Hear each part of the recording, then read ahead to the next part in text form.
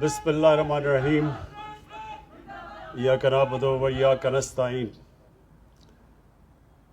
میں آج خاص طور پہ امین اسلم آپ کو اور جو ہماری جو کلائمیٹ چینج کی منسٹری میں لوگ کام کر رہے ہیں، میں سب کو پہلے تو خراج تحسین پیش کرتا ہوں کہ آپ نے بڑے تھوڑے وقت میں بہت محنت کی کہ جو پاکستان میں ہم ایک تبدیلی لے کے آ رہے ہیں زمین پہ بھی اور سوچ میں بھی، کہ آنے والی ہماری نسلوں کے لیے ضروری ہے کہ ہم اپنا جو لائف سٹائل بدلیں اور سوچیں کہ آج جو ہم کر رہے ہیں اپنے ملک سے، اس کا اگلے 10 سال میں، اگلے 20 سال میں اور اگلے 50 سال میں کیا ہمارے آنے والی نسلوں کو فائدہ ہوگا یا نقصان ہوگا۔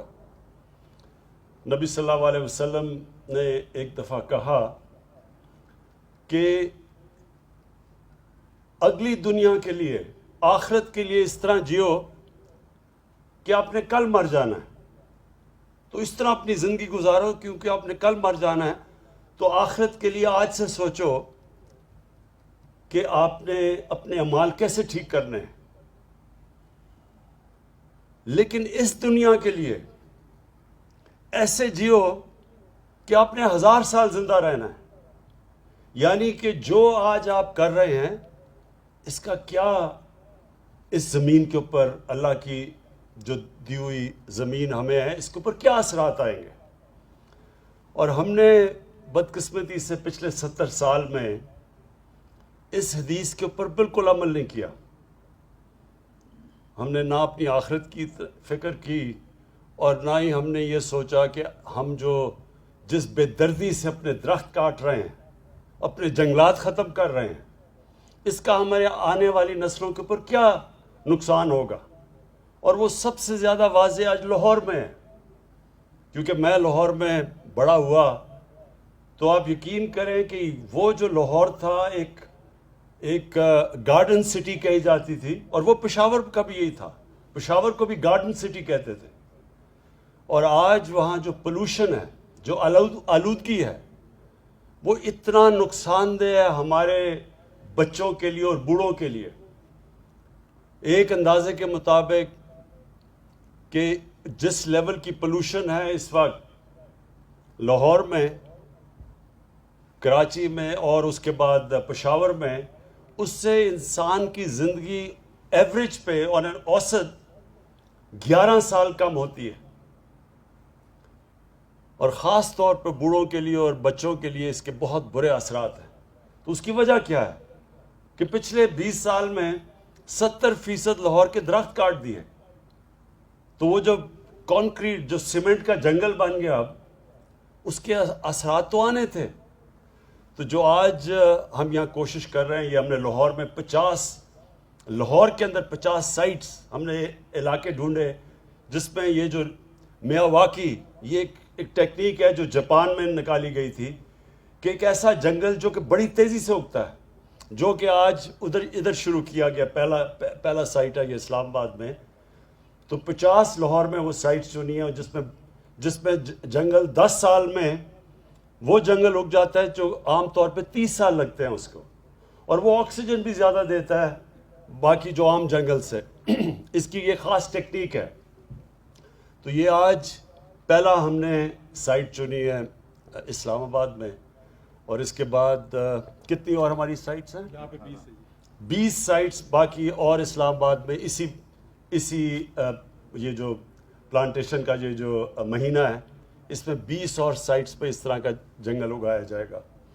اور میں خاص طور پہ ہمارے یہاں نوجوان،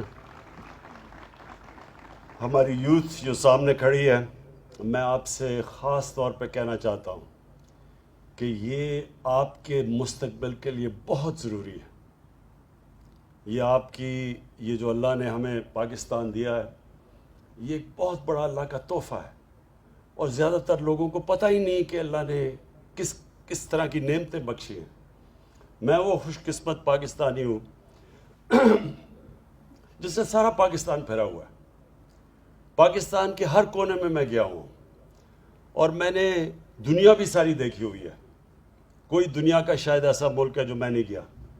میں آپ کو یقین دلاتا ہوں، ایک وہ آدمی جو ایکسپیرینس سے کہتا ہے کہ یہ ایک اللہ کا ایک تحفہ ہے ہمارے لیے، لیکن ہم نے اس کی قدر نہیں کی ابھی تک. اب یہ وقت ہے کہ آپ کو جو یوتھ ہے پاکستان کی، جو ہمارا نوجوان ہے، وہ اپنے مستقبل کو اپنے ہاتھ میں لے.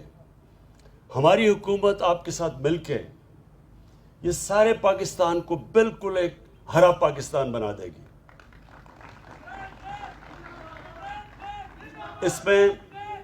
اس میں آپ کی اس لیے مدد کی ضرورت ہے کہ یہ یاد رکھیں، صرف گورنمنٹ تو ایک ماحول بنا سکتی ہے، گورنمنٹ فنڈنگ بھی کر سکتی ہے، لیکن اصل میں قوم اپنے مستقبل کو ٹھیک کرتی ہے.